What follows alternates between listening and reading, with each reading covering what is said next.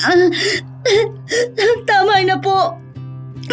Pakiusap, huwag niyo na po ituloy ang tangkali niyo. Pamangkin niyo po ako.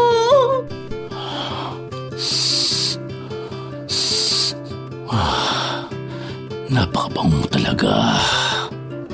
Ang tagal kitang pinangarap rin sa May. Ikaw lang kasi. Mas pinili mo ang kuya ko. Mas gwapo naman ako dun eh. Tito, hindi po ako si Mama. Shh! Huwag kang maingay. Sisiguraduhin kong masasarapan ka rin. Pagbigyan mo na ako rin sa May. Wag!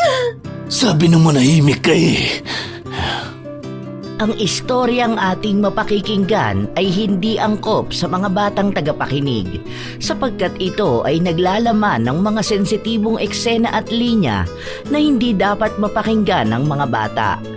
Ang ibang parte ng istorya ay naglalaman ng mararahas na salita at hindi kaaya-aya sa pandinig. Kaya patnubay ng nakatatanda ay kailangan. Para sa mga lolo at lola ay isang mahalagang kayamanan ng kanilang mga apo. Kagaya na lang ni Lola Flor, wala siyang ibang inaasam kundi ang ikabubuti at ikasasaya ng kanyang pinakamamahal na apo. Lahat ng mabuting asal ay itinuro niya rito. Ngunit isang pangyayari ang magdadala ng poot at pagsisisi sa kanya. Pangyayaring magtutulak kay Lola Flor para gawin ang isang bagay na matagal na niyang ibinaon sa limot. Nabalot ng galit at pagkamuhi ang kanyang puso, kaya bilang ganti ay pinatawan niya ng kaparusahan ang mga dahilan ng pagkawala ng kanyang apo. Ano ang kaparusahang ipapataw ni Lola Flor sa mga nagkasala? Maaari pa ba siyang magpatawad? Halina at sabay-sabay nating pakinggan ang hinagpis ng isang lolang labis na nagmahal at nag-aruga sa kanyang apo. Ate Rafa, tawag ka na po ni Lola. Mag-aalmusal na raw po tayo. Oo, nandyan na. Onyok, apo, pasuyo ako ng mga kubyertos. Opo. Dahan-dahan lang, baka madapa ka. Lola, ito po pala yung napalanunan ko kagabi sa sanalihan kong contest. Maliit lang po to, pero makakatulong po sa gastusin dito sa bahay. Ano ka ba namang bata ka? Ang mabuti pa, itabi mo na yan at iyong ipunin. Para kung may gusto kang bilhin, mabibili mo. Hindi rin naman kalakihan ang gastusin dito sa bahay. Kaya pa naman ng lola. Ang dami ko kayang tanggap na tahi ngayon. Pero Lola, ang gusto ko po sana, huminto na po kayo sa pananahi. Gusto ko na-relax na lang kayo. Isa pa, may nakukuha naman po akong allowance galing kila Tito Bruno. Sa pasukan naman po, hindi na natin iintindihin ng tuition dahil nakapasa po ako sa scholarship program. Eto na po. Ay, salamat, apo. Maupo ka na at kumain na tayo. Ikaw naman, itabi mo na yan. Hindi rin ako pwedeng huminto sa pananahi at wala namang scholarship program sa paaralan nila, Onyok. Lola, malaki ang allowance ko. Kung tutuusin, sobra pa yun sa amin ni Onyok. Kaya huwag ka na po masyadong mag-isip. Sige ka, tatanda ka kaagad niyan. Aba, ang batang ito, talaga namang matanda na ako. Hindi naman po. Para lang po kayong kapatid ni Ate Rafa, Lola. Parehas nga po kayong maputi. Hindi tulad ko, maitim. Apo, hindi ka maitim. Ang tawag sa kulay mo ay kayumanggi. Kaya huwag kang ganyan magsalita sa sarili mo. Totoong sinabi ni Lola, Onyok. Isa pa, ikaw ang pinaka-cute na kapatid ko. Aba, baka paglaki mo, habulin ka pa ng mga babae ha? Lalo na yung mga kaklase ko, mas gusto umurenong kulay ng lalaki. Kaya dapat proud ka sa kulay mo. Matangos pa ang ilong mo na lalong magpapapogi sa'yo sa future. Siya, tama na yan at kumain na tayo. Mamimitas pa ako ng gulay sa aking hardin para maibenta kay Aling Susing. Tutulong po ako sa pamimitas, kaya kakain na ako ng marami para may lakas ako. Masayang nagsalo ang tatlo sa kanilang agahan. Nang matapos sila ay nagkanya-kanya na sila ng gawain. Si Rafa ang nakatokang maglilinis ng bahay, habang sina Lola Flor at Onyok naman ay nasa hardin para mag-ani ng mga gulay na dadalhin nito sa kanyang kumaring may tindahan. Pagsapit ng 1:00 ng hapon ay isang tricycle ang huminto sa harap ng kanilang bahay. Bumaba mula roon ang pinsan ni Rafa sa ama na may dalang mga karton at mga supot. Nang makita yon ni Onyok na nakatanaw sa bintana, ay kaagad itong tumakbo palabas at tinulungan ang kararating lang na bisita. Lola! Ate! Nandito po si Ate Sabi! Ang dami niyo pong dalang pagkain! Kasin! Lola Flor! Nandito na po ang pinakamagandang diwata. Bakit ang dami mo pong dala, Ate Sabi? Anong meron? Birthday mo? Loka-loka, mabuti na lang talaga at nagmana ka sa akin ng ganda. Reward mo yan sa akin. Dahil wagi na naman ang prinsesa ng mga Del Mundo. Ang galing ko talagang manager. Oh, Sabrino, nandito ka pala. Ay, ouch naman, Lola Flor. Kung todo makeup pa akits, sabi na lang po ang itawag niyo sa akin. Ang sagwa ng Sabrino. Pakiramdam ko, tombi ako. Tombi? Ano po yun? Pagkain po ba yun? Onyok, hindi. Ang ibig sabihin ng tombi, tomboy. Eh ano na naman ba yung daladala mo? Mukhang namakyaw ka na naman ah. Ito po ba? Mga grocery po yan para sa inyo. Abay, napakarami naman. Lola, kulang pa po yan.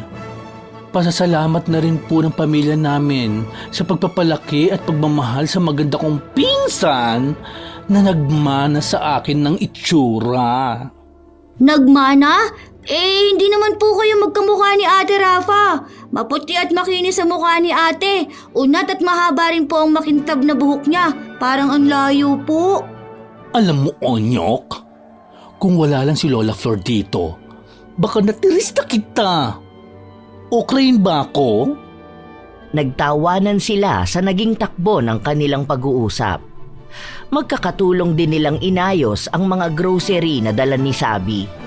Habang ginagawa nila yon ay biglang naalala niya ang tunay niyang pakay. Yon ay ang tungkol sa isang paligsahan ng ganda at talino. Ay, oo nga pala.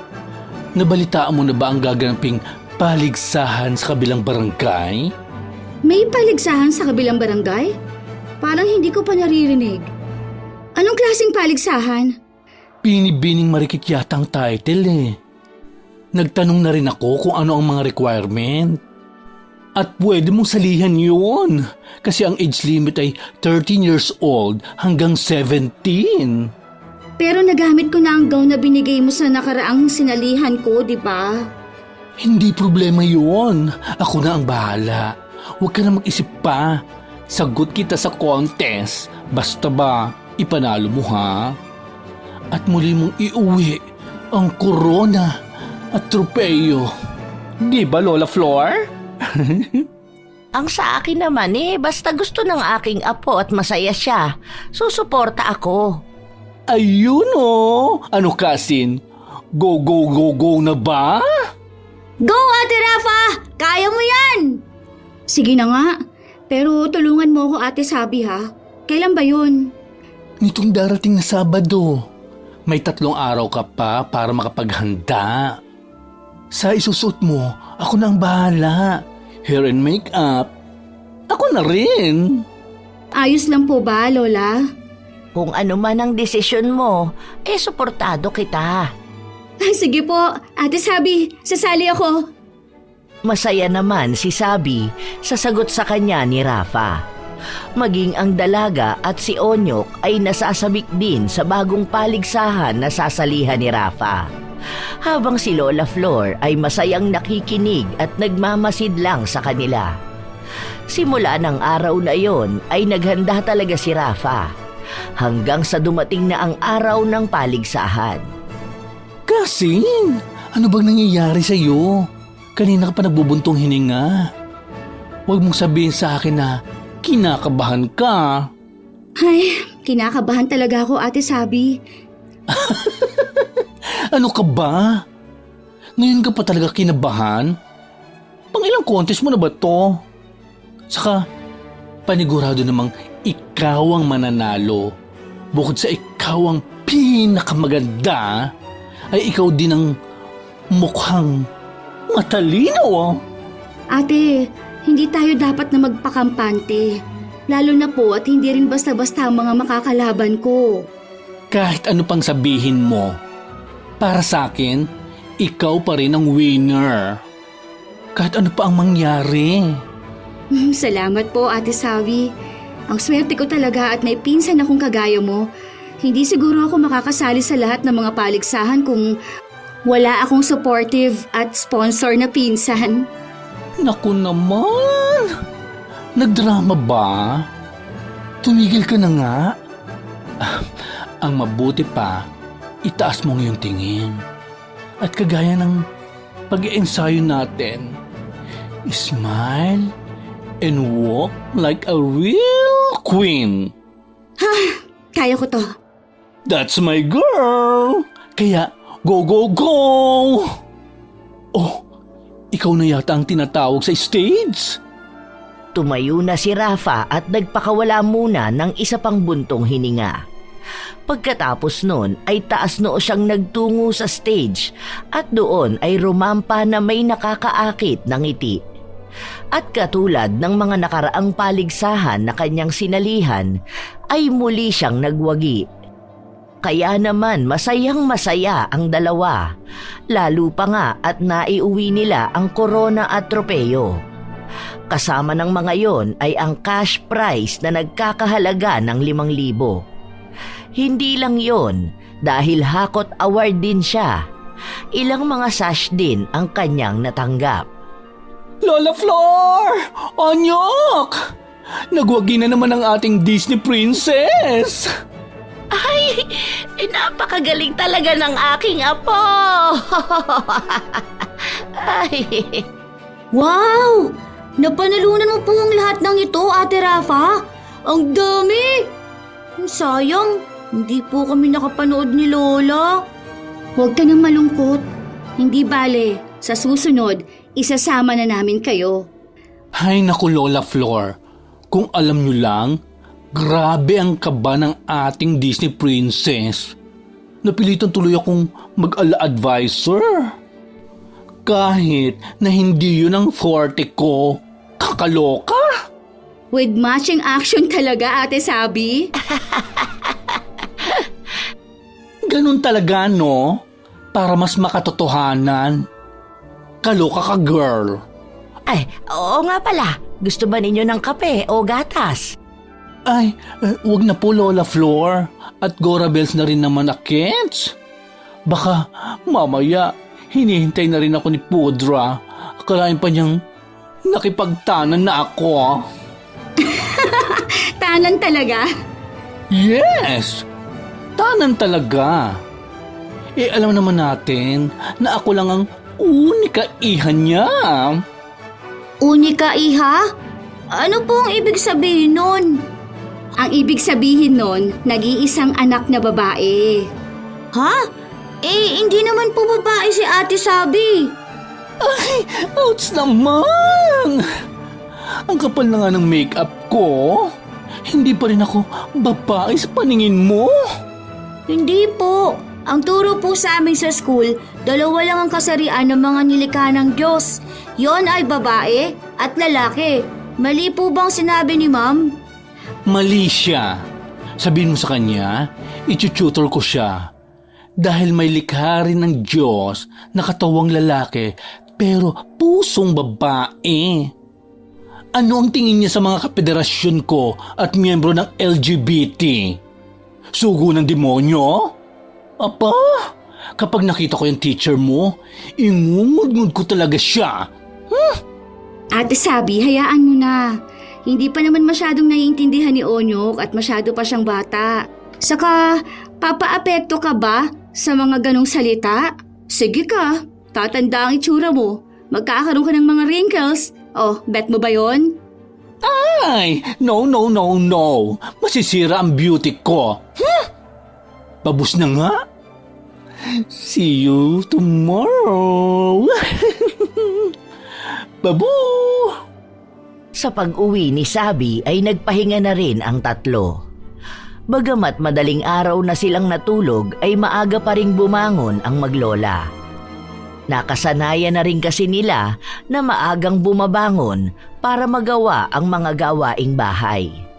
Ganoon sila pinalaki ni Lola Flor. Nang umaga ring yon ay muling nagpunta sa kanila si Sabi. Inihati dito ng ama na kapatid naman ng tatay ni Rafa. Lola Flor, kumusta po? Aba, ngayon ka na lang ulit nagawi dito sa amin Ay, sandali at ipagbabalot kita ng gulay. Wow! May libreng gulay na naman ako. Salamat po. Pasensya na rin po sa abala. Ay naku, Papa. Yan lang pala ang dahilan kung bakit ka nagpresentang ihatid ako Tito Bruno? Aba, himala po yata. Hinatid mo po si Ate Sabi. May ibibigay ako sa'yo. Ito, allowance mo yan para sa linggong ito. Ay naku, hindi na po kailangan. Wala naman pong pasok at nanalo po ako sa contest na sinalihan ko. Tanggapin mo na. Pwede mo namang ipunin yan para kung may gusto kang bilhin. Isa kang Del Mundo. Wala na rin ang kapatid ko na dapat ay nag-aalaga at nagpapalaki sa'yo. Sana naman, hayaan mo akong gawin ang hindi nang gawa ng papa mo. Kahit sa ganitong paraan lang, pakiusap. Pero napakalaki po ng 10,000 para lang sa isang linggo. Tanggapin mo na, Kasin. Manipis lang kay Papa yan. Ay sige na nga po. Iipunin ko na lang po ito para may pambili po ako ng mga gamit sa pasukan. Hindi mo kailangan paghandaan ng pasukan. Dahil ako ang bahala sa mga gamit mo. Ipapasyal ko kayo ni Lola Flor bago ang pasukan. Kaya, ibili mo na lang ng mga bagong damit at sapatos yan. Salamat po, Tito Bruno. Mana po talaga sa inyo ng kabaitan si Ate Sabi. Excuse me! Mas mabait ako. Oo na. Ayaw talagang nagpapatalo Bruno, eto na ang mga gulay mo. Sariwa ang mga yan at bagong pitas. Salamat, Lola Flor. Mauna na rin po ako. At kailangan ko na pong pumunta sa store namin. Huwag kang pasaway dito Huwag mong bigyan ng sakit ng ulo ang maglolola. Ano? Bata lang? Umalis ka na nga? Sige po, Lola Flor. Rafa, sunduin ko na lang mamaya ang dalaga ko. Sige po. Ingat po kayo sa pagmamaneho. Sa pag-alis ni Bruno ay iirap-irap pa sa papalayong sasakyan ng kanyang anak. Natatawa naman si Rafa na katabi lang nito. Oh, baka mahipan ka ng masamang hangin at gawin kang duling Ay nako, si Papa na lang ang gawin niyang duling. Ay, may iba ako. Kasin, kapag binibigyan ka ni Papa ng allowance, tanggapin mo lang. Karapatan mo yan. Lalo na at may parte naman talaga ang iyong ama sa mga negosyo ng pamilya. Huwag ka nang mahihiya. Oo na lang, Ate Sabi. Tara na sa loob. Ipapakita ko pa sa'yo yung bagong tinahing damit ni Lola Flor para sa ate nila Onyok. Pati ako meron. Ang sweet talaga ni Lola Flor. At dahil dyan, sisiguraduhin kong ipagtitimpla ko ng masarap at sosyal na kape si Lola. Ay, tara na, dali! Magkahawak ang mga kamay na pumasok ang magpinsan sa loob ng maliit na bahay ni Lola Flor. Habang ang matanda naman ay nagpatuloy sa pamimitas ng mga kamatis na muli niyang ititinda. Sa maghapon ay tumambay at nakipagkulitan lang si Sabi sa maglolola. Nang sumapit ang hapon ay sinundo na rin siya ng kanyang ama.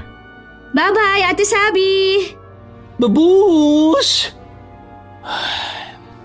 Napakaganda talaga ni Rafa. Ay, huwag mong sabihin na pati si Rafa hindi mo pinalagpas sa kamanyakan mo. Grabe ka naman, anak. Totoong napakaganda naman talaga ng pinsan mo. Kamukhang kamukha niya ang kanyang ina. So, pinagnanasaan mo nga si Rafa. Ay naku papa, tigilan mo yan. Hay ka na naman siguro. Nagbibiro ka ba? Hindi mo ba nakikita ang nakikita kong ganda ng pinsan mo? Isa pa, wala ka namang pakialam dati kung gumagamit ako Hindi mo naman pera ang ginagastos ko. Saka, pangtanggal stress ko lang yun. Seryoso ka talaga? Nakakadiri. Akala ko pa naman, hininto mo na ang paggamit ng pinagbabawal na gamot. Ay, umuwi na nga lang tayo. At tigilan mo ng pagdanasa mo sa pinsan ko. Dahil kahit pudra kita, hindi ako tanga na tatango-tango lang sa mga maling ginagawa mo. Pamangkin mo pa naman at anak ng kapatid mo? Ay, nakakadiri ka talaga. Wala namang masama sa paghanga. Hindi mo rin naman sasabihin sa kanya, di ba? Kahit ano pang sabihin mo, hindi pa rin tama. Hindi ka ba natatakot na baka dumating ang panahon na sa impyerno ka pulutin? Matuto ka namang matakot. Pasensya na tayo, anak.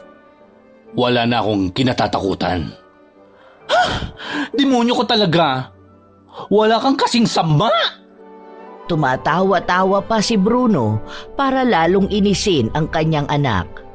Samantala, sa loob ng bahay ng maglolola ay masaya nilang pinag-uusapan kung gaano kabait ang mag-ama. Lingid sa kanilang kaalaman ay may masama palang iniisip si Bruno sa kanyang sariling pamangkin. Lumipas pa ang mga araw at laging nagpupunta sa kanila si Sabi. Tila ba lagi itong nakabantay sa kanyang magandang pinsan. Bagay na hindi naman binigyang pansin ng maglolola. Isang araw ay nagtungong muli ang Becky sa bahay nila, ngunit hindi na ito nag-iisa. Kasama nito ang kanyang ama. Kasing! Lola Flor! Onyok! Oh, ano nangyari? Bakit ka sumisigaw dyan? Malapit na po ang dibo ko. Ay oo nga pala no. Hindi pa ako nakakabili ng regalo. Mamimili ka ba ngayon ng mga gagamiting pang dekorasyon? No need. Kumuha ko ng gagawa nun. Nandito ako para sa isusuot ko. Nasaan si Lola Flor? Pasok muna kayo, tatawagin ko lang si Lola. Nasa kusina siya, nagluluto ng tanghalian. Si Lola bang pagagawain mo ng gown mo? Yes! Yes! And yes! Sandaling nagtungo ang dalagang si Rafa sa kusina upang tawagin ang kanyang lola. Hindi naman naghintay ng matagal ang mag-amang naiwan sa sala dahil kaagad na pinuntahan sila ni Lola Flor. Oh, Bruno, Sabi, hinahanap niyo raw ako. May importante daw po na sasabihin ng binata ko. Binata talaga? Nakatodo make-up at crop top pa ako? Tapos ang itatawag mo sa akin, binata? Pasensya na. Ang dalaga ko pala. Yan! Ganyan dapat. Ikaw talaga, Ate Sabi. Ay, oh, Sabihin mo na ang pake mo kay Lola Flor. Nasasabik na ako eh. Ganito po kasi Lola Flor. Di ba malapit na ang dibo ko? Aba, oo nga pala ano. So, ito na nga po. Dahil malapit ng birthday ko, plano ko po sana na magpatahi ng aking bonggang gown. At request ko po sana, ikaw po magtahi. Kung hindi ka lang po busy. Sigurado ka? Matagal-tagal na akong hindi nananahi ng mga ganoong kasuotan. Pero, tiwala po kami na kayang-kaya niyo po. Noon pa man, matagal ka na pong kilala na pinakamagaling na mananahi dito sa baryo natin. Pero sa panahon ngayon marami ng mga kilalang mananahi ng mga ganong uri ng kasuotan. Pero, ikaw po ang bet ko na gumawa ng aking dream gown. Pag hindi po ikaw ang gagawa, edi hindi na lang po ako magsa-celebrate ng dibo ko.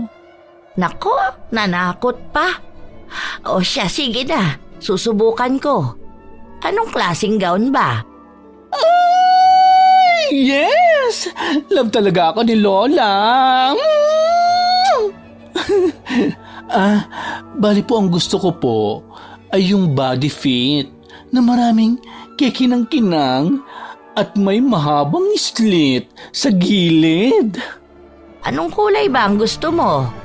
Dahil morena po ako, kulay dark pink. Para Barbie ang datingan. O siya, sige. Ako nang bahala. Bukas mamimili na ako ng mga tela na aking gagamitin. Ito po pala ang down payment namin. Ay nako, wag na. Regalo ko na lang sa dalaga mo. Ang laki-laki na nang naitulong niyong mag-ama sa amin Ay, no. Diyan naman po ako hindi papayag, Lola Flor. Isipin mo na lang po na kliyente mo ko. Tanggapin niyo na po, Lola. Kilala mo po si Ate Sabi. Hindi kayo tatantanan yan. Walang nagawa si Lola Flor kundi tanggapin ang inaabot na bungkos ng pera ng mag-ama. Pagkatapos ng araw na yon ay naging abala na ang matanda sa pagtatahi ng damit ni Sabi. Kaya naman, magkatulong sina Onyok at Rafa sa mga gawaing bahay at sa pag-aalaga ng mga halaman ng kanilang lola. Lumipas pa ang mga araw at natapos na rin ang ginagawa ng matanda. Ilang araw na lang ay kaarawan na ni Sabi. Kaya ng araw na natapos ang gown ay inutusan niya ang kanyang mga apo na dalhin yon sa mansyon ng mga Del Mundo. Tumalima naman ang dalawa. Ha? Bagay na bagay sa'yo, Ate Sabi. Pati yung kulay bumahagay. Maganda nga po. Ang husay pala ni Lola manahin ng gown. Wow! Ang ganda naman! Ang galing-galing talaga ni Lola Flor! Hindi talaga ako nagkamali ng desisyon ko. Ang ganda ang ganda! Ay! May kulang. Kailangang mag-heels. Pak! Post dito? Maganda ba? Ha? Bagay ba? Ate Sabi, para kang baliw. Kalerki ka? Posing ang ginagawa ko. Piniflex ko ang gown ko. Bagay sa'yo, te. Tapos nakataas ang hairdo mo at may nakalawit lang na kaunting buhok sa magkabilang gilid ng mukha mo. Bet ko yan. Sandali. May isusuot na ba kayo? Ako po, wala pa. Meron ako. Yung binili mo po noon para sa akin, yung kulay yellow na gown.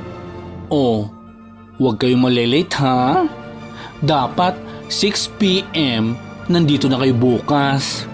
Yes po, excited na po ako. Ngayon pa lang po ako makakapunta sa Dabu. Dabu?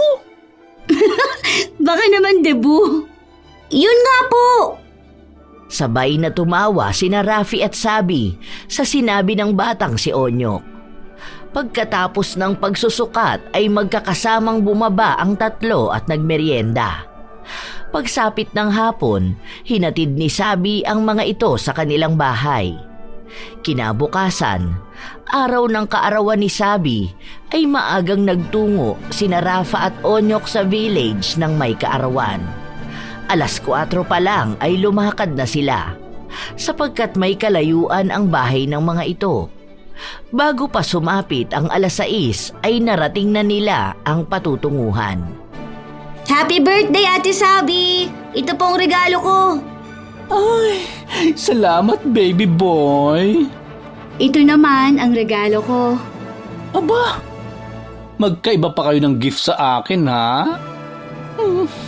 Nakaka-touch naman. Tama na ang drama. Baka maiyak pa ako at humulas pa ang makeup ko. Tara sa loob. Masayang naglakad ang tatlo papasok. Nang sumapit na ang eksaktong 6:00 ay nagsimula na rin ang programa ng pagdiriwang. Nang matapos yun ay doon lang nagsimula ang kainan. Pasado 8:40 na yon. Magkakasama sa table sina Sabi, Bruno, Rafa at Onyok. Dahil espesyal nga ang pagdiriwang, may mga naglalagay lang ng pagkain sa bawat mesa. Naunang kumuha at kumain ang batang si Onyok. Sarap-sarap naman ang pagkain dito. Sarap. Onyok, dahan-dahan lang. Baka mabilaukan ka. Huwag kang mag-alala, Onyok. Kasi nagpatabi na ako ng iuwi niyo bukas ni Ate Rafa mo. Pinalagay ko na muna sa ref. Iinit na lang natin bukas para naman may pasalubong kayo kay Lola Flor. Ayaw kasi talagang sumama ni Lola at hindi niya raw kaya na magpuyat pa. Ganun talaga. Tumatanda na si Lola Flor. At saka, noong panahon naman kasi nila, maaga talagang natutulog ang mga tao. Tama ka riyan. Humagikgik ang magpinsan na sina Sabi at Rafa. Pagkatapos nun ay ipinagpatuloy nila ang pagkain. Lumipas pa ang mga oras at natapos na rin sila. Habang si Onyok naman ay inaantok na at yumukyok na sa lamesa. Inantok ito dahil sa sobrang kabusugan. Napansin naman nila yon. Oh, mukhang inaantok na ang alaga nyo. Bakit hindi nyo muna siya patulugin sa guest room? Hindi. Sa kwarto ko na lang para tabi-tabi tayong tatlo. Mas masaya yun, di ba? Opo, mas komportable rin po na kasama namin si Ate Sabi. Okay. Samahan ko na siya sa kwarto ko. Hindi na. Ako na lang sasama kay Onyok. Papatulugin ko lang siya. O sige, may t-shirt ako sa cabinet. Yun na lang ang ipasuot mo sa kanya na pantulog. Okay, salamat. Tito, patutulugin ko na po si Onyok. Sige. Maging masarap sana ang tulog nyo. Buksan mo na lang din ang aircon. Sige po. Sa pagtalikod ni na Onyok at Rafa ay binalingan naman ni Sabi ang kanyang ama. Ngunit nainis lang siya nang mahuli niyang nakangisi ito at nakasunod ng malalagkit na tingin sa pinsan niyang walang kamalay-malay. Kaya naman, pasimpleng hinampas niya ito. Papa, yung totoo, hay ka na naman ba? Ano bang sinasabi mo? Huwag ka nang magkaila. Nahuli ko kung paano mo tignan ng pinsan ko. Nakakakilabot ka? Kadiri ka talaga. Nagagandahan lang naman ako sa pinsan mo. Ang ganda rin ang hubog ng kanyang katawan. Demonyo ka talaga mag-isip. Bakit ba kasi kailangan gumamit ka pa ng ipinagbabawal na gamot? Nakakahiya ka. Kahit na ano pa ang sabihin mo, ako pa rin naman ang tatay mo. Kaya wala kang magagawa sa kung ano man ang gusto kong gawin. Kung may masama kang bala kay Rafa, huwag mo nang ituloy.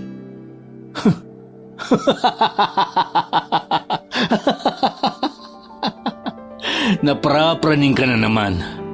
Kung ano-ano ang iniisip mo. Paanong hindi ako mapapraning? Kung makatitig ka kanina kay Rafa, parang matutunaw na siya. Tumutulo pa ang laway mo.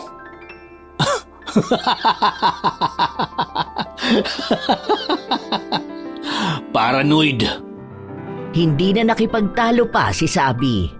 Tumayo na lang siya at sinundan ng mga pinsan, sapagkat alam niyang high na naman ang ama sa ipinagbabawal na gamot. Kaya hindi rin siya mananalo rito. Lalo na at may pagkabayolente ang kanyang ama sa tuwing hindi nito nakukuha ang gusto. At para maiiwas ang kanyang pinsan sa masamang tangka ng ama, ay sumunod siya kaagad sa kwarto at siniguradong nakasara ng mabuti ang pinto. Ngunit sa paglalim ng gabi, habang natutulog na sina Sabi at Onyok, ay naalimpungatan ang dalagang si Rafa at nakadama ng pagkauhaw. Kaya naman tumayo siya at lumabas ng silid. Pero nang pababa na siya, ay nasa lubong niya ang kanyang tiyuhin. Ay, Tito Bruno, Oh, bakit gising ka pa? nakadama lang po ako ng pagkauhaw. Kukuha lang po ako ng tubig. Ganun ba? Kuha ka na lang sa baba. Sandali. May iaabot nga pala ako sa'yo. Baka tanghalian ako ng gising at hindi na kita maabutan. Ano po yun? Yung balansi ko sa pinagawang gown ng dalaga ko. Sige po. Sumunod ko sa akin. Nasa office ko na yun at nakahanda na. Walang kamalay-malay si Rafa na nahulog na pala siya sa bitag ng kanyang tiyuhing may masamang tangka sa kanya. Hindi man lang niya napansin ang mga kakaibang tingin at titig nito sa kanya noong nag-uusap sila. Nang makapasok na sila sa opisina, ay nagulat na lang siya nang bigla itong humarap sa kanya at binigyan siya ng isang malakas na suntok sa tiyan. Dahil doon ay nakaramdam ng panghihina ang dalaga. Bakit po? Sa wakas. Napakabang mo talaga. Amoy baby. Nakakagigil ka. Naisa nang itulak ni Rafa ang kanyang tiyuhin, ngunit wala siyang lakas. Kaya naman nang buhatin siya nito ay sinubukan na lang magpumiglas ng dalaga. Pero higit na mas malakas si Bruno. Wala itong kahirap-hirap na naihiga sa lamesa ang kanyang biktima. Habang si Lola Flor naman ay nagkaroon ng masamang pangitain. Apo, bakit ka umiiyak? Lola, tulungan niyo po ako. Pakiusap. Ano bang nangyayari sa iyong bata ka? May problema ka ba? Sige, sabihin mo kay Lola. Makikinig ako. Tulong! Pakiusap! Tulungan niyo po ako! Paano kita matutulungan, Apo, kung hindi mo naman sasabihin? Kaya ang mabuti pa ay ipaalam mo na sa akin para alam ko kung anong tulong ang magagawa ko. Lola, ayaw ko pa mamatay. Mamatay? Ano bang pinagsasasabi mong bata ka? Huwag ka nga magsalita ng ganyan. Tinatakot mo ako. Ano ba talagang nangyayari sa'yo? Tulungan niyo po ako. Papatayin po ako ni. Hindi na naituloy ni Rafa ang kanyang sasabihin sapagkat biglang umihip ang napakalakas na hangin. Kasunod nun ay isang puwersa naman ang bigla na lang humila kay Rafa palayo sa kanya. takot at naguguluhan sa nangyayari ay napatayo siya at isinigaw ang pangalan ng apo. Rafa! Apo! Ang apo ko! Lola! Tulong! Naputol lang ang sigaw ng kanyang apo nang magising sa isang panaginip si Flor. Napabangon ang matanda at napahawak sa kanyang dibdib na malakas na kumakabog. Ang apo ko! Ay, Diyos ko po! Panaginip! Panaginip lang ba talaga ang lahat? Hindi! Paano kung isa yung pangitain? Paano? Pero hindi naman siya ipapahamak ng kanyang mga kamag-anak. Ay, ano ba itong iniisip ko? Isang masamang panaginip lang yata talaga ang lahat. Pagkawika nun ay tumayo si Lola Flor at lumuhod sa harap ng kanyang altar. Doon ay nagdasal siya at nanalangin na sana ay nasa mabuting kalagayan ng kanyang apo. Lingid sa kanyang kaalaman ay may masamang nangyayari na pala sa pinakamamahal niya. Wala man lang siyang kamalay-malay sa lupit na dinaranas ng kanyang Rafa. Tama na po. Pakiusap. Huwag niyo na po ituloy ang tangkalin niyo. Pamangkin niyo po ako. Napakabango mo talaga. Ang tagal kitang pinangarap, Risa May. Ikaw lang kasi. Mas pinili mo ang kuya ko. Mas gwapo naman ako doon. Tito, hindi po ako si Mama. Shh! Huwag kang maingay. Sisiguraduhin kong masasarapan ka rin. Pagbigyan mo na ako, Risa May. Wag! Sabi ng manahimik ka eh. Dumampot ng penholder si Bruno at malakas na hinampas yun ng 3 beses sa ulo ng dalagang nanghihina pa dahil sa pagkakasuntok sa kanyang sikmura. Lingid sa kaalaman ng manyak at langong lalaki ay nakita yun ni Onyok na nagising pala at hinanap ang kanyang ate Rafa. Sisigaw na sana ang bata, ngunit may isang kamay na nagtakip sa kanyang bibig at binuhat siya palayo roon. Ibinalik siya sa silid na kanilang tinulugan. Umiiyak na nagpupumiglas naman ang bata. Ate Rafa, pukpuk, dugo. Onyok, ako to. Si ate sabi mo, huwag ka maingay. Baka marinig tayo ng demonyo. Onyok, ganito. Huwag kang maingay. Iiwan kita rito. Huwag kang lalabas ng kwarto. Naiintindihan mo ba? Huwag kang lalabas hanggat hindi ako dumarating. Si Ate Rafa. Basta dito ka lang. Babalikan ko siya. Huwag ka nang umiyak. Ililigtas mo si Ate Rafa? Oo, susubukan ko. Tumango si Sabi. Kahit pa nga alam niya sa kanyang sarili na natatakot din siya sa kanyang ama. Lalo na at lango ito sa ipinagbabawal na gamot. Pero gusto niyang subukan. Kaya kahit na dinadaga siya, ay bumalik siya sa opisina ng ama. Ngunit pagbalik niya roon ay nakita niyang bumabayo na ang kanyang ama.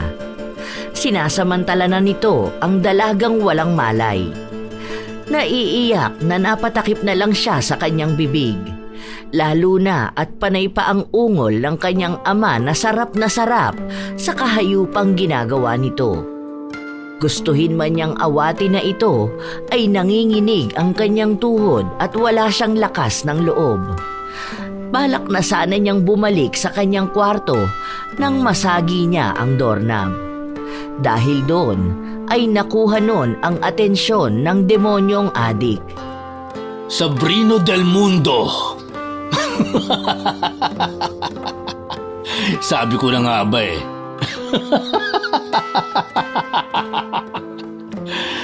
Sorry, pero Nahuli ka na. Nagawa ko na ang gusto ko sa pinsan mo. Napakasarap niya. Hayop ka. Ang sama-sama mo. Nakakadiri ka. Hayop. Paano mo natin gawin yun? Kadugo natin siya. Anak siya ng kapatid mo. Wala kang pakialam. Dahil wala ka namang alam. Matagal ko nang pinutol ang relasyon ko sa tatay niya. Dahil inagaw niya sa akin ang babaeng pangarap ko. Pinagkaisahan nila ako ng nanay mo. Sigurado ako nakasabwat siya ni Kuya para hindi kami magkatuluyan ni Risa May. At ano naman ang kinalaman ng mama ko sa kademonyuhan mo? Adik ka kasi. Manahimik ka. Anak lang kita. Kaya wala kang karapatan na kontrahin ako. Kasalanan talaga nila dahil pinikot ako ng mama mo. At sinulot naman ng kuya ko ang kaisa-isang babaeng pinapantasya ko. Bakit tinamay mo si Rafa? Wala siyang alam sa nangyari sa nakaraan mo, Papa. Mabuting tao ang pinsan ko.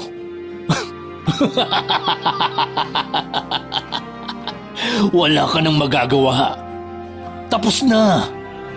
Nasarapan ako.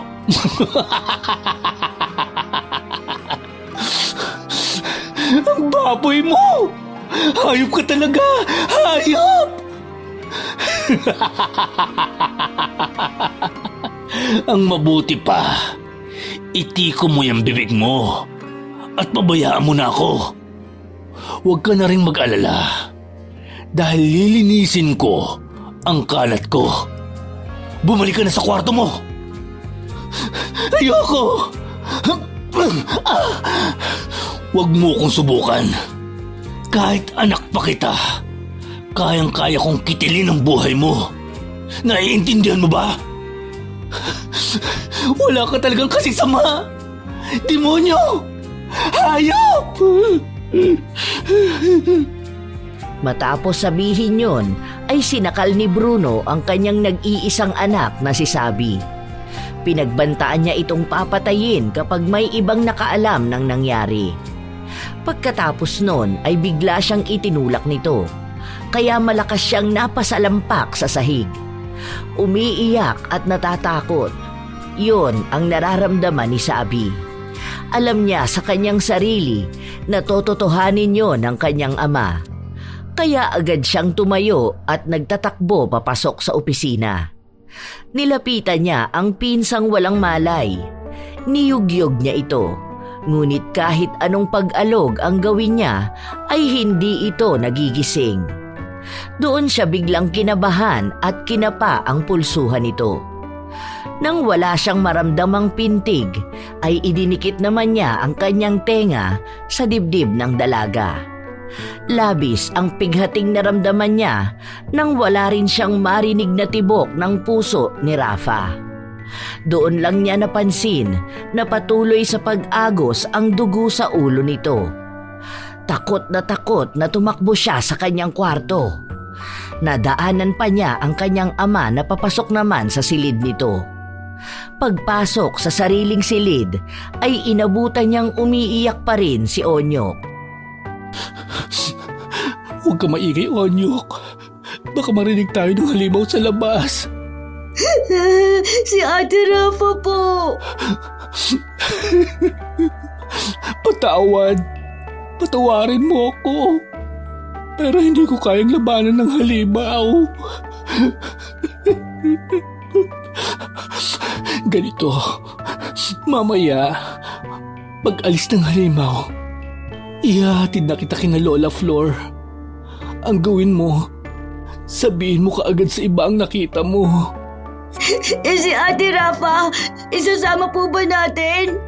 Hindi na natin siya may sasama eh. Kasi wala na siya.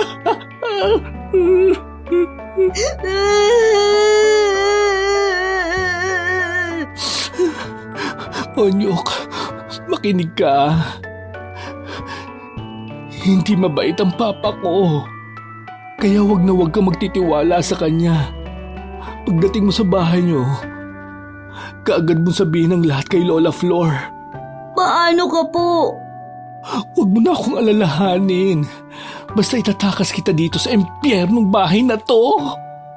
Yun nga ang ginawa ni Sabi. Nang sumapit na ang umaga at batid niyang malalim na ang tulog ng kanyang ama, ay kinuha niya ang susi ng kanilang sasakyan.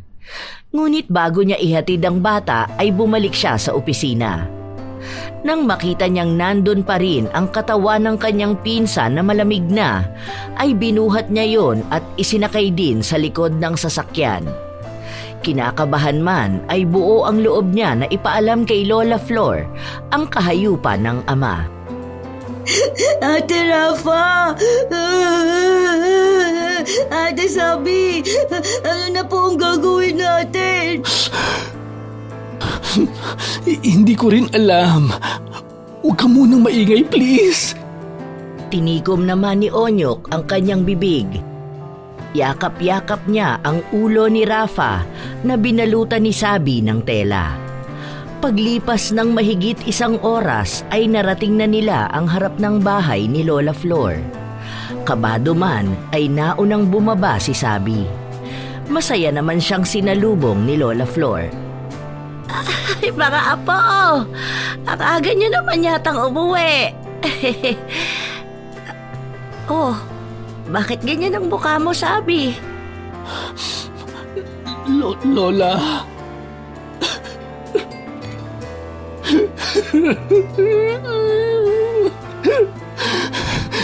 Sorry po. Ha? Ano bang sinasabi mo? Wala na po si Rafa.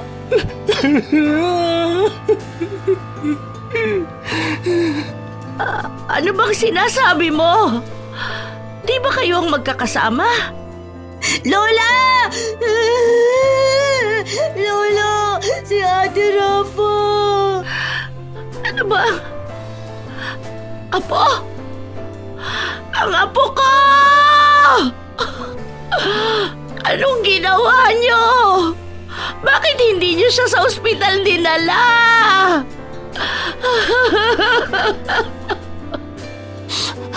Sorry po.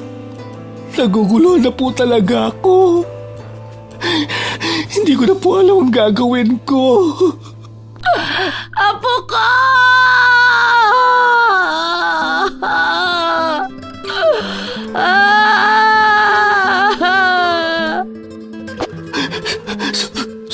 Sorry po. Hindi ko po siya nailigtas. Isang malakas na sampal ang ibinigay ni Lola Flor kay Sabi na itinuring na rin niyang apo. Mas lalo pang sumiklab ang kanyang galit nang sabihin ni Onyok kung sino ang may kagagawa nun. Magkakatulong naman nilang ibinaba ang katawan ng dalaga. Ang ama mo ang may gawa nito. Bakit hinayaan mo na sapitin ni Rafa ito? Bakit? Papatayin po ako ni Papa. Kaya ayos lang ang ginawa niya. Kaya pinabayaan mo na. Idedemanda ko ang tatay mo. Kung talagang may konsensya ka, itumistigo ka. Hindi po pwede. Ayoko pa mamatay. Patawarin niyo po ako. Pero hindi po ako makakatulong. Matapos sabihin yon ay nagmamadaling umalis si Sabi. Pinakaripas nito ng takbo ang sasakyang ginamit sa paghatid. Habang hindi naman makapaniwala si Lola Flor sa nangyayari. Napayakap na lang siya sa bangkay ng kanyang apo at umiyak. Kasabay ng kanyang pagdadalamhati ay ang pagdilim ng kalangitan. Tila ba tumatangis din ang mga ulap sa kanilang nasasaksihang pighati ni Lola Flor. Lumipas pa ang mga araw, ang 1 linggong burol ni Rafa na naganap ay kasabay ang sunod-sunod na bagyo. Maging ng libing nito ay umuulan din ng malakas na may kasamang hangin. Magkaganon pa man ay laging marami ang nakikiramay. Ngunit kahit anino ni Sabi at Bruno ay hindi nakita roon. Lola, ano na po ang gagawin natin?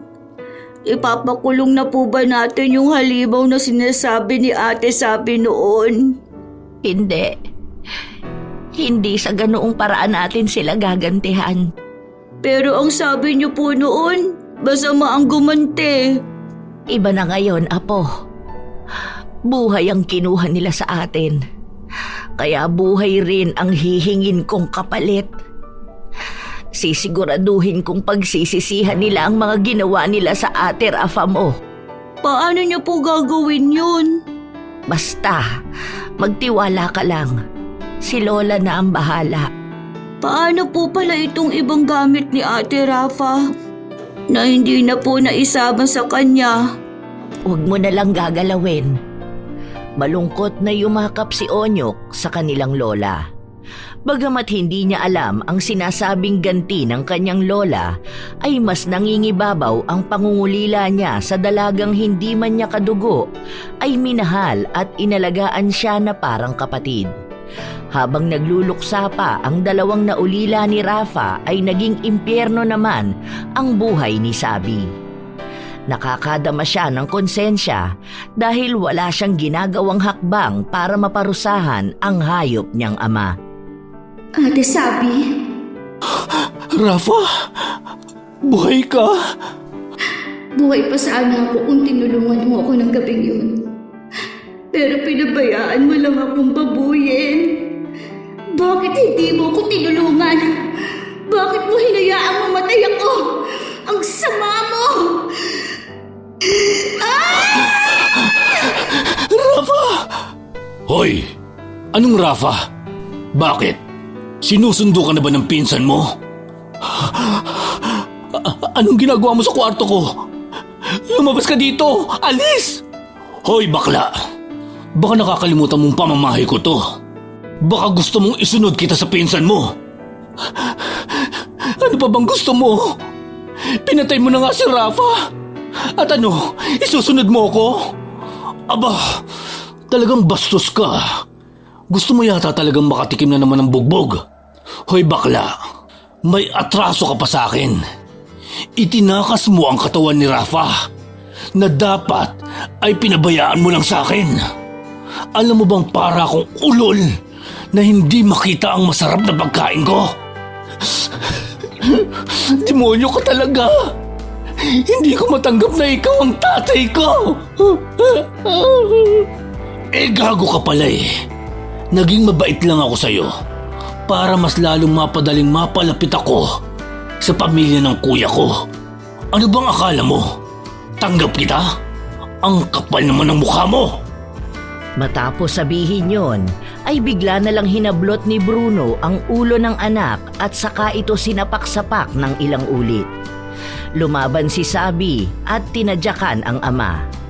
Nang makawala sa pagkakasabunot sa kanya, ay dali-dali siyang tumakbo papasok ng banyo. Dahil sa hindi siya naabutan ng ama, ay nagwala ang may edad na lalaki. Pilit pinapabuksan sa anak ang pinto na makailang ulit na sinipa. Pero dahil sa takot na patayin siya nito, ay napaupo na lang siya sa gilid at umiyak.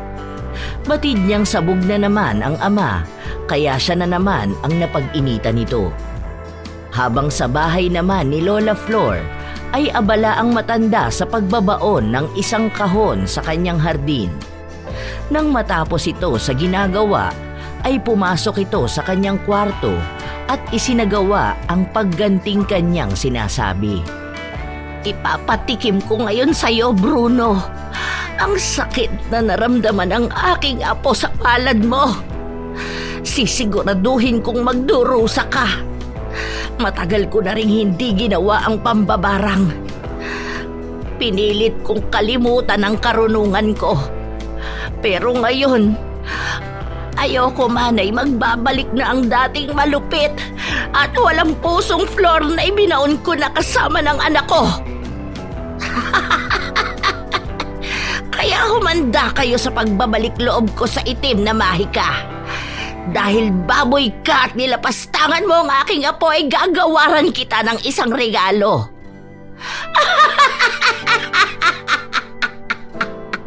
Sisiguraduhin ko na mauubos ang laman ng sandata mo sa mga alaga ko. Umusal ng Latin na salita si Lola Flor. Pinausukan din niya ang larawan ng salarin. Pagkatapos noon ay inilagay naman niya sa isang lata na may takip ang larawan. Kasunod na hakbang ay binuksan niya ang taguan ng kanyang mga alaga na nasa ilalim ng sahig. Walang pagdadalawang isip na dinampot niya ang lalagyan ng isang malaking alupihan. Tumatawa-tawa pa siyang kinakausap yun. Alam kong nagugutom ka na. Matagal-tagal din tayong hindi nagkasama, aking paboritong alaga. Kaya huwag ka nang mainip. Dahil may ibibigay akong masarap na pagkain. Gusto ko ay ubusin mo ang laman ng maselang parte ng baboy na Bruno na yon, ha? Nakangisi pa si Lola Flor nang buksan niya ang lalagyan ng alupihan at itaob yun sa lata kung nasaan ang larawan ni Bruno. Matapos niyang maisali ng alupihan, ay kaagad na tinakpan niya yon at dinasalan. Nang matapos na niya, ay inilagay niya ang lata sa ilalim ng kanyang kama at saka nag-isip kung ano pa ang kanyang gagawin. Habang sa mansyon ng mga Del Mundo, ay muling binubugbog ni Bruno ang anak. Gago ka! Tatakasan mo pa ako? Ano bang akala mo? Maisusuplong mo ako sa pulis? Kahit hindi kita isuplong sa pulis, alam na rin naman nila Lola Flor ang kahayupan na ginawa mo. At sa palagay mo ba, may maisasampa silang kaso sa akin? Lalo pa nga. At hindi ka rin naman tumistigo. Kaya nga nandito pa din ako. At malaya. Oo, natuwag ako. Dahil ayoko pang mamatay. Pero kung ganito rin naman...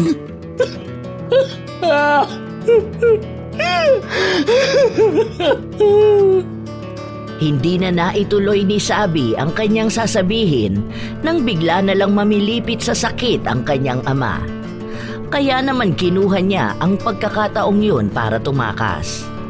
Itinulak niya ang kanyang ama at sa pagkakatumba nito ay dali-dali siyang tumakbo. Nais man ni Bruno na habulin siya ay wala na siyang nagawa pa dahil sobrang sakit ng kanyang pagkalalaki. Para bang may kung ano sa loob nito at sa bawat pagkilos niya ay mas sumasakit pa. Pero tila walang katapusan ang paghihirap na yon ng lalaki. Dahil nang tinangka niyang tumayo ay bumagsak naman sa kanya ang bakal na upuan ni Sabi na siyang kinapitan ng may edad na lalaki. Tumama yon sa gilid ng kanyang ulo kaya nawalan siya ng malay. Habang sa bahay naman ni Lola Flor ay may naisipan siyang idagdag na kaparusahan kay Bruno. Hindi, kulang pa ang aking ginawa. Dapat mas magdusa pa siya. Alam ko na, gagamitin ko ang aking mga uod para kahit buhay pa siya ay maramdaman niya ang pakiramdam ng naaagnas. Yun nga ang ginawa ni Lola Flor. Muli siyang nagdasal at inulit sa panibagong lalagyan ang proseso ng kanyang pambabarang. Isa pa ay nais na rin niyang kitilin ang buhay ni Bruno. Mas nais nga lang niya na makaranas muna ito ng paghihirap bago ito malagutan ng hininga. Makakahinga na sana siya ng maluwag dahil natapos na niya ang ikalawang pambabarang. Ngunit biglang bumukas ang pinto ng kanyang kwarto at iniluwanon si Onyok na gulat na gulat. Lola, ano pong ginagawa ninyo? Bakit hindi ka man lang kumatok? Ano po ang mga yan? Bakit ang dami pong kandila? Nakatakip pa ng itim na tela ang bahagi ng altar ninyo. Ano po bang ginagawa ninyo? Wala ito. Ano bang kailangan mo? Kakain na po tayo ng hapunan. Naiinit ko na po yung natira nating ulam kagabi. Sige na, susunod na ako. Mabilis ang naging kilos ng matanda at inayos ang kanyang mga gamit. Nang matapos na ay sumunod na nga siya sa kanyang ampon. Paglipas ng ilang minuto ay nagsasalo na sila sa hapunan. Magtatanong sana si Onyok tungkol sa nakita niya kanina nang makarinig sila ng sunod-sunod na katok. Lola Flor? Anong ginagawa mo rito? Ang kapal din talaga ng mukha mo, ano? Ate Sabi, anong nangyari sa'yo? Bakit puro ka pasa? Napaaway ka... Lola, alam ko po na malaki ang kasalanan ko sa inyo. Pero wala na po ako matakbuhan. Tumakas lang po ako kay Papa. Papatayin niya po ako kapag nakita niya ako. Ang itim talaga ng budhi ng hayop na yon. Lola, papasukin na po natin si Ate Sabi. Hindi po ba ang turo niyo sa amin tumulong hanggat kaya at huwag magtatanim ng galit sa kapwa? Sige, papasukin mo. Pero hindi ibig sabihin ay pinapatawad ko na siya. Malaki po ang kasalanan ko, Lola. Pero ngayon, handa na po ako. Testigo na po ako laban kay Papa.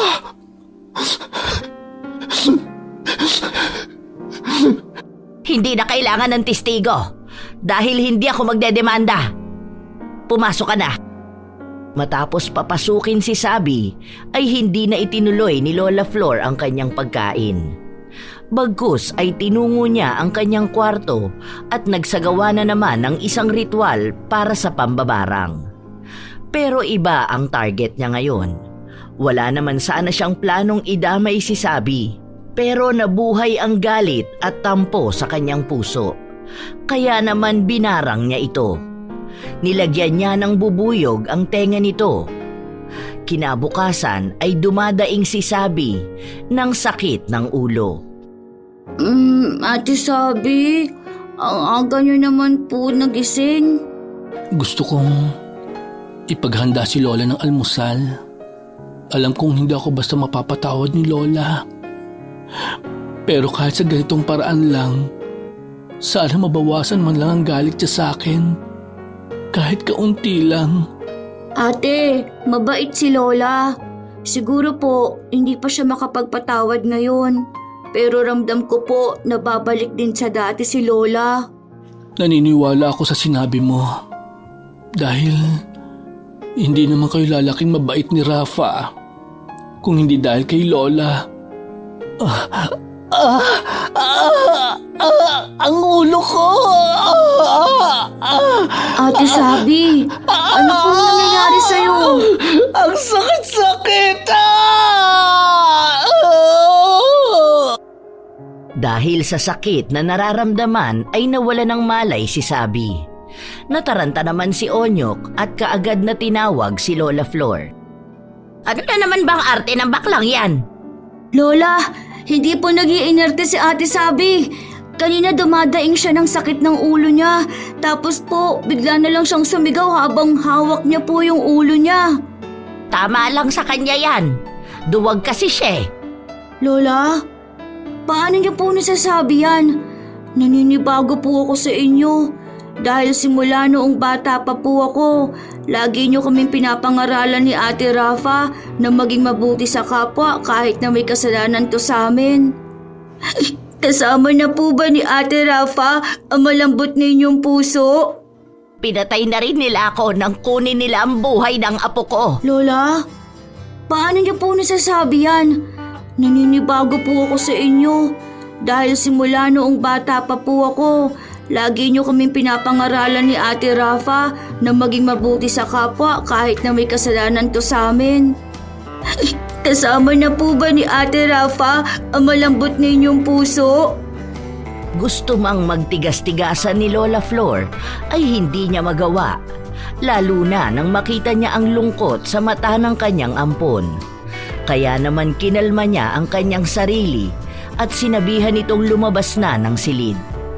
Hindi man niya lubos pang napapatawad si Sabi sa kaduwagan nito, ay aalisin na niya ang barang sa Becky. Pero hindi kay Bruno. Nang matapos na niyang maisawalang bisa yon ay nagbihis siya.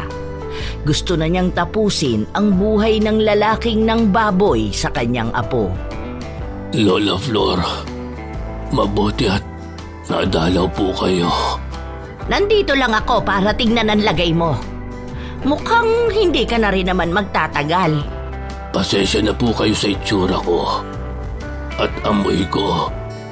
Nagkaroon po kasi ako ng kakaibang sakit kung saan na po ako nagpagamot.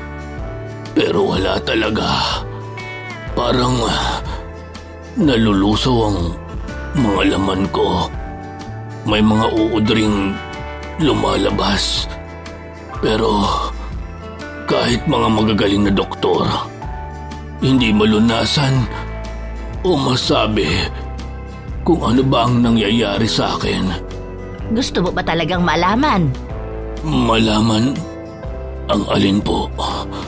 Tutal mamamatay ka na rin naman. Mabuti pang aminin ko na kung ano ang sakit mo. Ang totoo niyan ay mga alaga ko ang nasa katawan mo. Ilang taon din silang gutom sa laman ng tao. Kaya siguro ganito kabilis ang pagkain nila sa laman mo. Baka bukas buto ka na lang. Mangkukulam ka? Putang ina. Tanggalin mo ang mga nakakadiring uod na to sa katawan ko.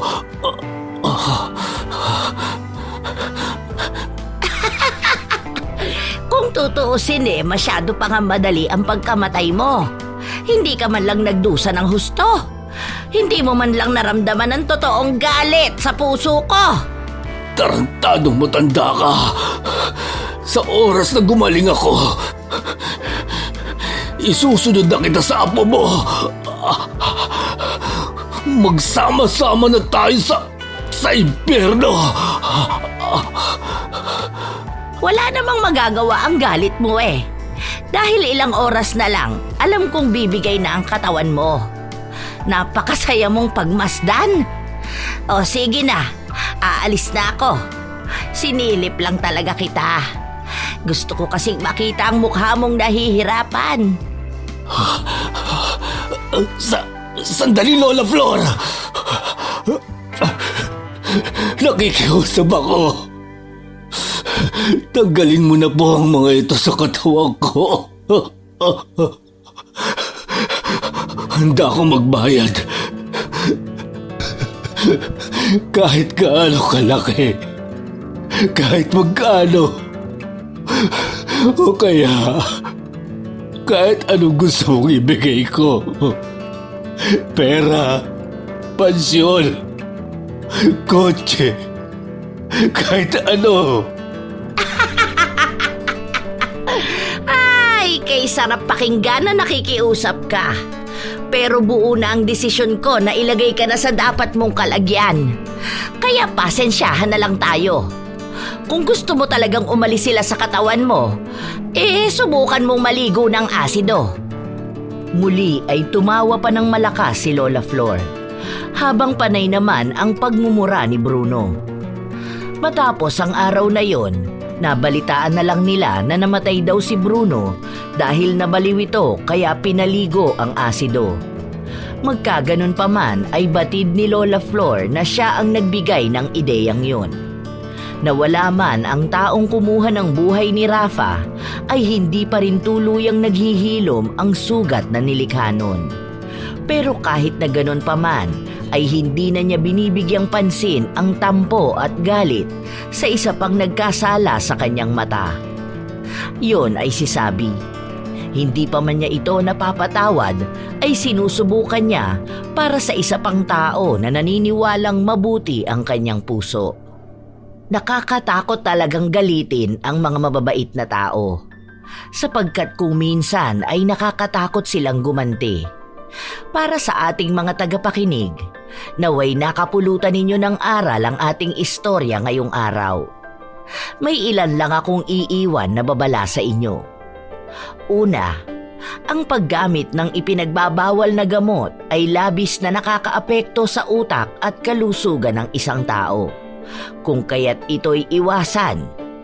Ikalawa, kahit gaano pa kabuti ang iyong puso, kung puno naman ito ng galit at kung may kasamaan kang nagawa, ay kasalanan pa rin yun. Kaya huwag tayong magpapadala sa galit. Ikatlo, minsan ay mahirap na talagang magtiwala. Dahil sa panahon ngayon, kahit sarili mong kadugo ay gagawan ka ng masama. Kaya piliin nating mabuti ang ating pagkakatiwalaan. Shout out sa ilan sa mga masusugid na tagapakinig ng mga istorya ni Lola Telang.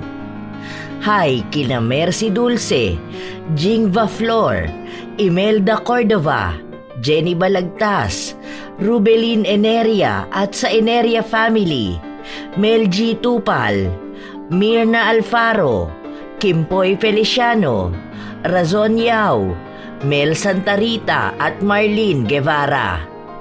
Kumusta kayo, Mean Francisco at sa kanyang asawa na si Joey Valdez at sa pamangkin niyang si Luke Andrew Valdez? Aslam Liza, Tolit 77 Agri Farm at sa kanyang asawang si Arian Aquino ng Lumban, Laguna. Chris Jel Mamado, Joanna Enriquez, Gina Veldad, Norlen Articona, Pinados Melin at sa kanyang partner na si Jessie Gomez. Hello din kina I Love Traveled, Sherin Solero Masagka, Christian Gonhoran, Kim Seika at sa Perez family ng San Rafael, Bulacan, Chris Villanueva at Ronald Belza Bahado, Desiree Reganit, Lydia Lopez, Josephine De Peñosa at kay Mike James Tapak. Shout out kay Amanda Joyce Page o Page ng Angeles City, Roslyn Mangilin, Raquel Torno at sa Torno family, Perante Torno family at sa kanyang asawa na si Jonathan. Ingat ka raw lagi sa work mo. Hi kay Daphne Alejandro, Febe Ranyada, Chef M at sa mga kasamahan niya sa Amira Boxes Handicraft na sina Ate Auring, Ate Ne, Maring Faye at Ate Juliet. Shout out kay Leonora Concesino at sa mga taga Caloocan City North, kay Jonaline Navales. Shout out daw kina Raymond at King. Hi kina Evelyn Abong Carbakil, Asia Cherry Turado, John Dili Fajardo, Eduardo Ocampo, Ana Maria Lanza Filipino, Renesa June Rios Ramos, kay Reng, kay Jeng Aspar at kay Richelle Ann 19. Shoutout din kay Janisa Toledo, Jonah Condua, Supladang Pasaway, Rosalina Bugayong, Lovely Rose Roa, Sydney Crosswind, Grace Limsiaco at happy birthday sa kanyang mama na si Susanita Limsiaco at asawang si Richard Bernil. Ito ang inyong Lola Telang at maraming salamat sa laging pakikinig mga apo.